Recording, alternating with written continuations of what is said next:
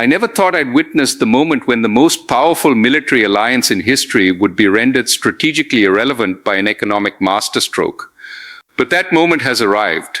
And what terrifies me isn't just what Russia accomplished in the Caucasus. It's how few policymakers understand the financial architecture behind this checkmate. Russia hasn't opened a new military front. They've done something far more sophisticated and economically devastating. They've fundamentally reorganized the geography of global capital flows in a way that makes NATO's trillion-dollar defense infrastructure essentially obsolete. Let me explain why this represents the most elegant economic checkmate I've witnessed in 3 decades of studying monetary warfare. The economic intelligence that changed everything. Standing in my office this morning, reviewing confidential financial intelligence spread across my desk, I'm watching the collapse of assumptions that have guided Western monetary policy for 3 decades. This isn't about tanks or missiles. This is about the systematic construction of alternative economic systems that function entirely outside Western financial control. For decades, our monetary dominance rested on a simple premise: control the choke points, control global capital flows. The SWIFT system, dollar-denominated trade, Western banking networks, these gave us immense leverage over international commerce. But what happens when someone builds a completely new financial highway that bypasses all your toll booths? That's exactly what Russia has accomplished through the Caucasus corridor. The $100 billion economic weapon NATO can't counter. Russia hasn't invaded Georgia or triggered Article 5. Instead, they've constructed something far more dangerous to Western economic hegemony, a fully operational north-south economic corridor that connects Russia directly to Iran, India, and the Persian Gulf, completely circumventing every Western-controlled financial and trade choke point. The international north-south transport corridor isn't a proposal anymore, it's operational. The rails are laid, the ports function, the banking systems are integrated. While NATO focused obsessively on Ukraine and the Baltics, Russia quietly secured the keys to an entirely new axis of economic connectivity that makes Western financial sanctions increasingly irrelevant. Here's what keeps me awake. NATO has absolutely no counter-strategy for this type of economic warfare. Why this exposes NATO's fundamental design flaw? What we're witnessing reveals NATO's critical vulnerability, an alliance architecture built for 20th century territorial defense that has no answer for 21st century economic warfare. NATO was engineered to stop Soviet tanks. The entire alliance doctrine is predicated on Article 5. An armed attack on one member constitutes an attack on all. But that logic only functions when threats are kinetic and borders are clearly defined. What happens when your adversary isn't seizing territory, but systematically cornering control over alternative economic networks in regions you've overlooked? What happens when the threat isn't military invasion but trade route diversification? NATO has no doctrine for this. Zero. Russia understands this gap perfectly. Moscow has no intention of invading a NATO member and triggering collective defense. Instead, they're establishing economic depth in gray zones where NATO cannot project force and has no legal mandate to intervene. The Turkey problem that breaks NATO's logic, consider Turkey's impossible position. Yes, Ankara remains a NATO ally, but Turkey's economy is deeply integrated with Azerbaijan and heavily dependent on Russian energy supplies. When Russia expands its economic footprint in the Caucasus through legitimate trade agreements and infrastructure investment, is Turkey going to invoke collective defense? Are they going to declare war on a country that supplies a third of their natural gas while offering lucrative economic partnerships? Of course not. Collective defense becomes meaningless when alliance members cannot agree on what constitutes an existential threat to their economic interests. Russia has identified the exact fault lines in NATO's economic architecture and is exploiting them with surgical precision. How NATO created its own vulnerability. But here's the tragic irony. NATO created this vulnerability through decades of strategic overextension without considering economic sustainability. When the Cold War ended, the alliance didn't consolidate its gains, it expanded relentlessly, absorbing every former Warsaw Pact nation it could reach, pushing right up to Russia's borders. The logic seemed economically sound: lock in Western market access, secure new consumer bases, extend dollar-denominated trade networks. But every new member meant new financial commitments. Every expansion meant resources spread thinner across an increasingly unmanageable geographic scope. Real economic strategy requires prioritization. But NATO stopped making those hard choices. The alliance chose expansion over economic sustainability. Now the bill has come due. We have financial commitments across the Baltics. We're funneling billions into Ukraine. We're monitoring Arctic resources. Washington pressures allies to pivot toward Asia-Pacific economic competition. And right in the middle of this financial overstretch, Russia opens an entirely new economic front in the Caucasus, a region where NATO has zero infrastructure and no legal authority to intervene. The economic options that don't exist. So what are our economic policy options? We can't deploy financial interventions. Neither Georgia nor Armenia operates under NATO economic protection frameworks. We can't tighten economic sanctions further. We've essentially maxed out our financial warfare capabilities against Russia. We can't escalate economically without risking broader monetary confrontation that could destabilize global financial systems. What's left? Press releases, emergency G7 summits, expressions of concern from finance ministers. And while we're drafting economic statements, Russia keeps advancing their alternative financial architecture, the economic corridor that changes everything. Now let me explain exactly what Russia has constructed economically. Moscow doesn't need to own the territory. They need to control the economic flows, the movement of energy, commodities, capital, and trade financing. For the past century, global trade flows operated primarily east-west through Western-controlled financial systems. That geographic concentration gave us tremendous monetary leverage. But what happens when major trade routes shift from east-west to north-south, operating through alternative financial networks? Western monetary leverage evaporates. The corridor is fully operational. Russian goods, energy, and commodities can now move through Azerbaijan and Iran to reach Indian Ocean markets using yuan, rubles, and other non-dollar currencies, completely bypassing Western financial oversight. NATO's economic checkmate. Here's NATO's fundamental problem. There's no military solution to economic realignment. You can't enforce a no-fly zone over a trade agreement. You can't airstrike alternative banking networks. You can't deploy troops to stop bilateral currency arrangements.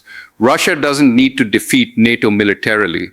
They just need to render Western financial architecture strategically irrelevant by constructing parallel economic systems outside our monetary control.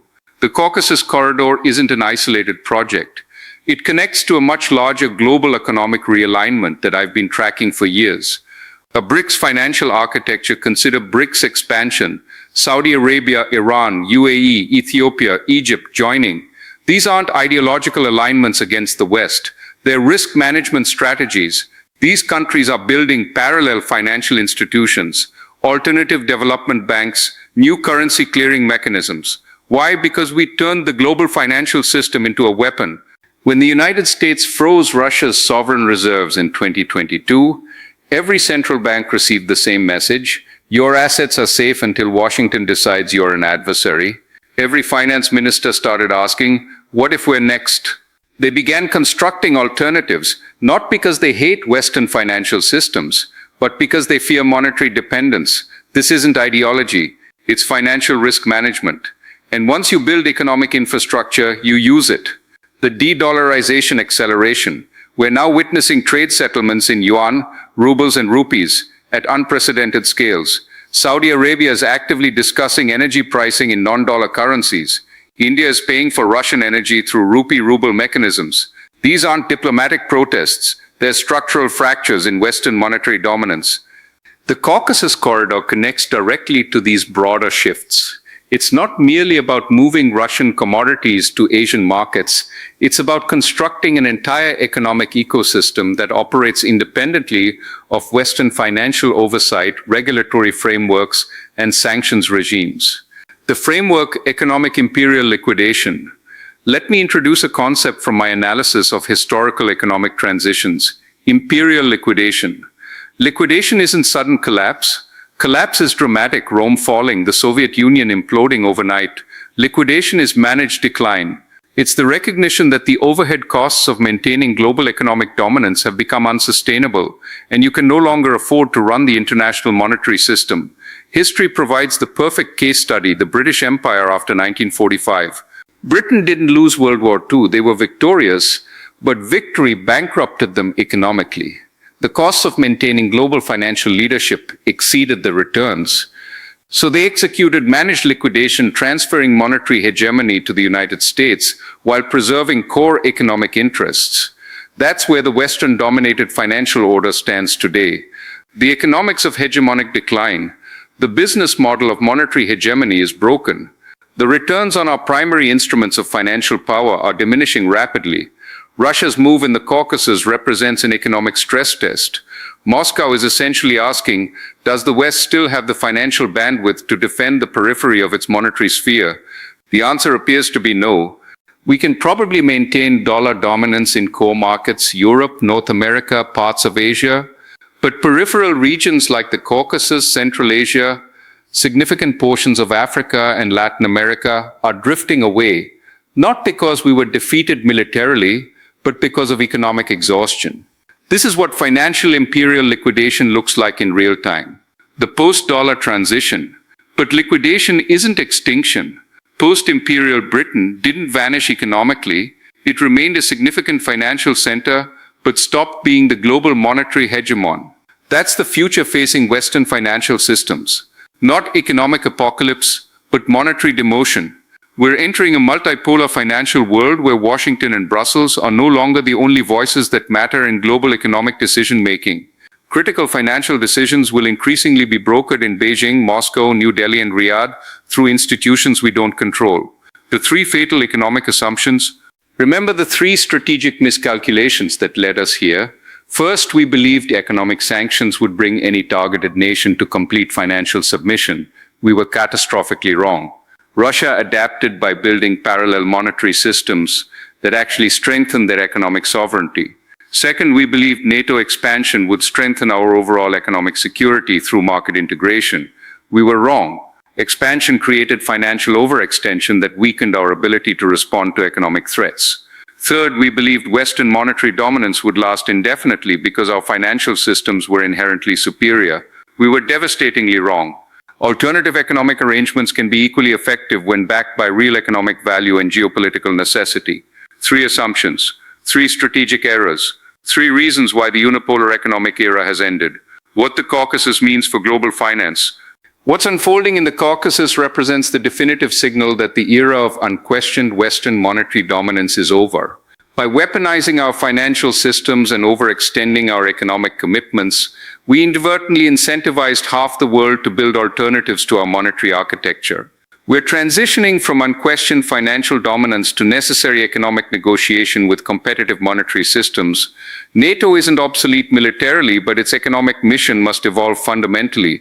The alliance was built to defend territory and markets. It now faces challenges that are financial and infrastructural. Military force cannot solve monetary realignment. The question is whether we can adapt our economic strategies before exhaustion forces adaptation upon us. The binary choice: can we transition gracefully to a multipolar monetary reality? Can we find profitable roles in a world where multiple financial systems compete for influence? Or will we cling to the illusion of permanent monetary supremacy until that illusion shatters our economic credibility entirely? What happened in the Caucasus is a preview of the financial world we're entering. A world where Western monetary preferences represent one option among many, where alternative financial systems function profitably outside our oversight. The choice facing Western economic policymakers is binary: adapt to monetary multipolarity or be marginalized by it. Standing here today, analyzing the intelligence reports scattered across my desk, watching Russia's economic masterstroke unfold in real time, I can only conclude that the checkmate is complete. The question now isn't whether we can reverse this economic realignment. The question is whether we can learn to compete effectively in the multipolar monetary system that Russia just helped create. The game has changed, the rules have been rewritten, and we're just beginning to understand what we're up against.